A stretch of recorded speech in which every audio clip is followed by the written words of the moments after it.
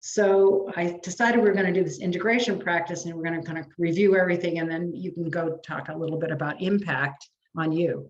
So as I've said, there's been a method to what we've been doing in terms of a through line. So if we started way back in the first session, we talked about adapting to change that you didn't ask for, which is what we're going through right now, right?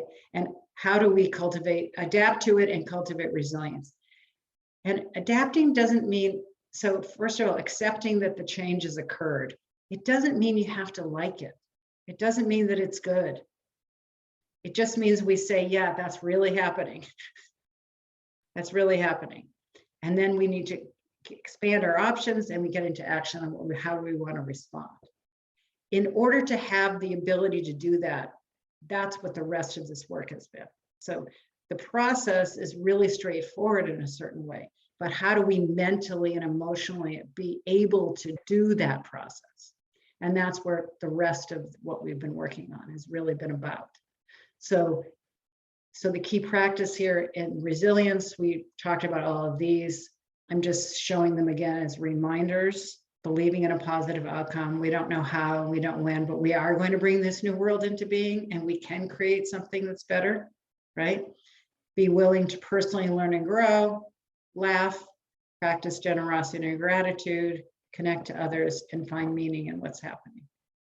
Then the second step is understanding your gifts and talents, which are the raw materials you bring to any new situation, the things that you have to enact the change that you want in the world. And there are two thinking gifts, the way I like to look at gifts. One is the software programs your brain prefers to run, which are thinking talents.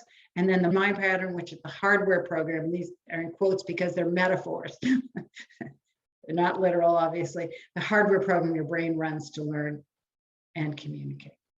Okay, these are the gifts you bring with you. And then we looked at how we connect to intention and purpose. And here the key practices, the first is setting intention, especially in challenging situations. How do I want to commit to being? What do I commit to doing no matter what? The more we strengthen our intention, the more I believe at least we have the oomph. We have the, how do I describe it? I feel like intention helps us not fall into despair. It's like, yes, this has happened, and here's how I'm going to respond. And then about using our energy dynamically, magnetically, and receptively to enact that intention, right? In the aspect of intention, I want to just stop and talk about one of my other teachers, who's a Unitarian minister named John Pavlovich. Again, somebody maybe worth following. And he wrote in his latest newsletter in response to what's going on in the US, particularly to the overturn of Roe versus Wade, but all of what the Supreme Court is doing right now. The title was Be Angry and Something Else. He said, there's an old quote attributed to many people that says, if you're not angry, then you're not paying attention. I know you're paying attention. As a result, you're probably pretty angry right now. Good, you should be. But you need to be more than that. Anger alone isn't enough. Anger alone doesn't change anything. Anger alone isn't redemptive.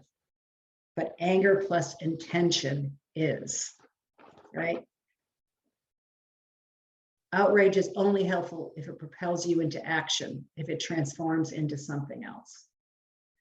So this is why I also totally agree with him. And I feel like this piece of setting intention of how you're going to be or what you're going to do in response to whatever is occurring is really crucial. And then using our energy in those ways. And then the last session we did, which is owning your power, right? And the key practice here is centering, which is centering in your energy field. It's a literal thing. It's not a metaphor. Being centered in your energy so you can't be knocked over in challenging situations. And then when you come from center and when you come from intention, you have an incredibly powerful ability to help transform the world, right? Okay. And the last step here, though, is thinking with others to enact change. And this is the thing I was going to cram into today, which I vetoed in my mind. And instead, we're going to do 3 mindset sessions in the fall on thinking with other people and working well with others.